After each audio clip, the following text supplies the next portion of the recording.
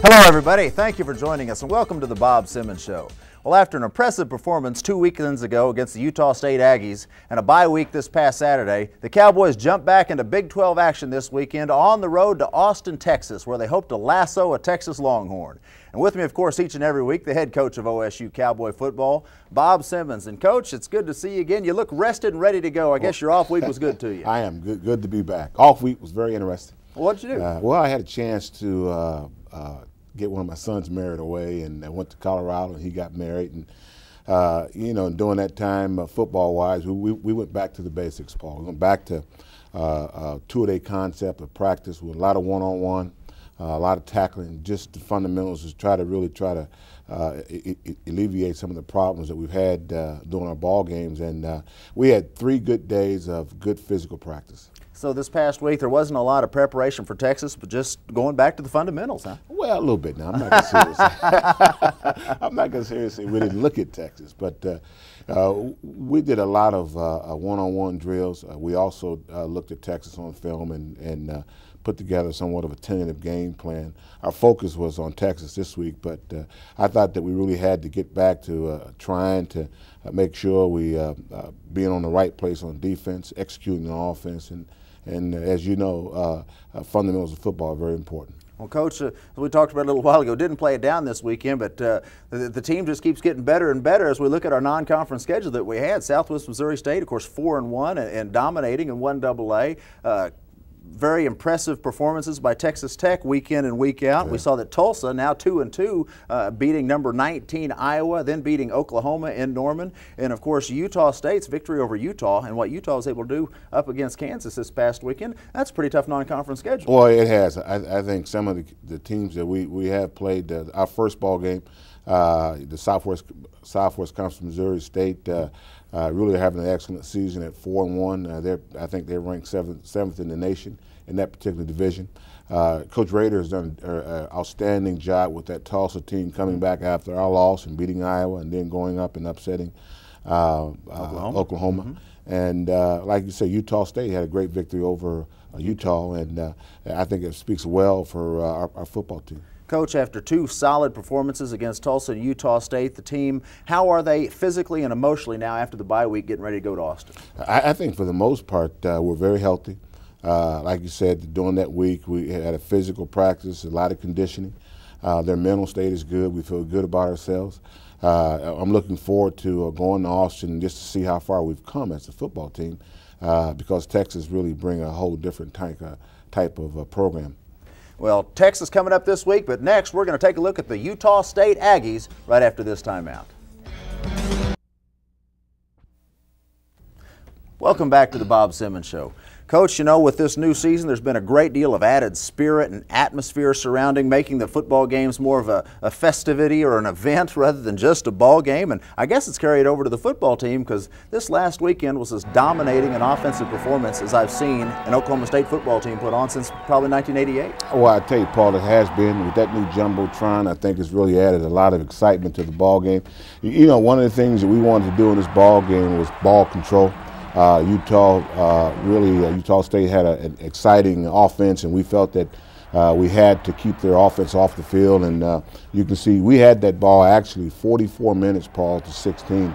And our offense did a real nice job of having 80-yard drives, and Tony Jones and as well as David Thompson, the offensive line, kept that ball moving. And so it was really can be attributed to the offensive coaches doing a great job of play calling and our ball players doing a great job of executing. Well, we talked about it before this week's game that one of the keys was going to be keeping the football out of Utah State's hands because they're passing attack. And boy, the Cowboys just did it right from the start. 3 successive drives over 80 yards. And Coach, I was looking at some of these statistics and it's phenomenal. As you mentioned, 44 minutes of ball control, 89 offensive plays, and when you look at 89 snaps and 0 turnovers, boy, that's quite a compliment, right? Well, the thing we talk about is really having balance, offensively and defensively. And one, if you can go 3 and out on defense and get your offense the ball, and if your offense got a rhythm going like we had in this ball game, it really helps the defense play the way they do. And when you got sensational backs like David Thompson and a great offensive line right now, really gelling, and Tony making those types of decisions, it really makes for an easy ball game. Well, here we see David Thompson going around the right side, a 39-yard run, and boy, what a day he had. A second consecutive 200-yard rushing performance this weekend, 39 carries, 217 yards, 3 more touchdowns, giving him 621 on the season and 6 touchdowns. And, you know, Coach, he's closing in on some big names. 114 yards away from passing Ernest Anderson and only 142 yards away from passing a little-known running back by the name of Barry Sanders on the all-time career rushing list. But well, I tell you, Paul, David's having a great season, and I think one of the reasons that he is, and he'll tell you this, is the guys up front are really starting to gel right now, and that's important. Anytime you have a great back, you look at the people up front blocking for him, and you can see here, even when there's not a big crease, David does a great job of changing direction. And just the bottom line right now, he's an excellent back. He makes positive cuts, and that's one of the reasons that we've been so successful so far. Well, David Thompson, Andre Richardson, 2 more in the long line of running backs that go back to Ernest Anderson and the Thurman Thomases and the Barry Sanders. And I tell you, we've got a little passing attack right here with Alonzo Mays. That's quite a big target to throw to. Well, he's quite a great target to throw to. I think you really got to talk about Tony Jones' decision making. And Tony, in these last couple of games, have really did a good job of throwing the football, getting the football to Alonzo Mays, which has allowed us to really have a good passing game. Here's a great decision in a 3rd down situation. His job is to keep the drive alive, and either by throwing or by coming up with decisions, putting the ball down, and he does that, then it gives us a chance to run another offensive play. Well, he did. He made great decisions. Outstanding job of leading the football team. He scrambled well, he ran the option well, timely passing, and just really the senior leadership of a 4-year starter out there on the football field was obvious in the way that the football team moved up and down the field. Right. Almost unstoppable there for about 3 quarters. Well, the one thing that we have to overcome, and even in this ball game, you don't sit on the highlights, but we had too many penalties. Got 14 penalties. As a complete dominance that we had in the game, take away those penalties, and we would have probably been more a dominant football team. Well, you know, on one hand, and we're going to see a great play here by the special teams. Metcalf come in and strip the football, and J.B. Flowers with the fumble recovery, giving us some great field position. But yeah, on the one hand, you're upset because you had 14 penalties, but it's even more impressive when you consider the statistics that the football team came up with offensively and having to overcome 135 yards worth of penalties. I tell you, one of the things that we talk about is on offense and defense, turnover margin, and right now I think we're a +5, which really is one of the reasons that we've been so successful. We have not had many fumbles, but yet at the same time we have created fumbles, created turnovers. We've had some interceptions. You know, we challenged the defense to really come up with a lot of sacks this ball game. The defense have stepped up. Lewis Adams is a guy in the last 2 ball games of I think had 2 and 3 sacks. His play has helped us. Waddle play has helped us. RW, as you see here, picks off his first interception in the ball game, and you know, our defense have really stepped it up, and that's important for us to really have a good season. Guys like RW and defensive fronts, it's got to play well. Well, rumor has it that you came up and gave him a little ribbing earlier in the week for not having any interceptions yet this year. Is that true? Well, that's true. You know, during the 2 days that I saw him, I'd tap him on the shoulder and says, "Listen, you don't have an interception yet." And he is such a competitor. He just looks at me, wouldn't say a word. And he's a great player. And he finds a way to get it done. And you can see the hustle from our young kids, Raymond Cato, who's came up with a great sack. Our special teams have really picked up. That's Tim Sitness with a long field goal, and we've been solid in that area, and that's the thing that we have to continue to do. Here's another sack by our defense, and when our defense can do that and have a lot of fun and make plays, we'll have an opportunity to win a lot of ball games. Well, Coach, as you mentioned, very impressive performance offensively, controlling the football throughout the entire football game. Special teams, great job. Tim Sidness, a 46-yard field goal. That's his career best. RW had a 47-yard kickoff return. Davis, almost a 46-yard per punt average. And one thing I thought was impressive is although they got a few yards through the air, Abu Wilson, who's the Big West career rushing leader, had 16 yards on 10 carries. So the guys up front really stepped it up. Well, that's a solid performance by both offense and defense. Outstanding team performance. Well, we'll be back after this timeout and take a look at TD's 2-minute drill.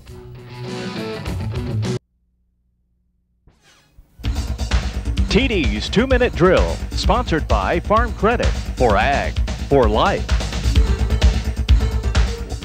Welcome back to the Bob Simmons Show. Well, each and every week, Tom Dorado takes us behind the scenes to meet some of the Cowboy faithful. This week, we're going to meet a gentleman by the name of Larry Gosney, who is a member of the last Oklahoma State football team to go down and play Texas in Austin. Larry Gosney also, incidentally, is the president of our O Club Letterman's Association. This week, Larry Gosney on TD's 2-Minute Drill.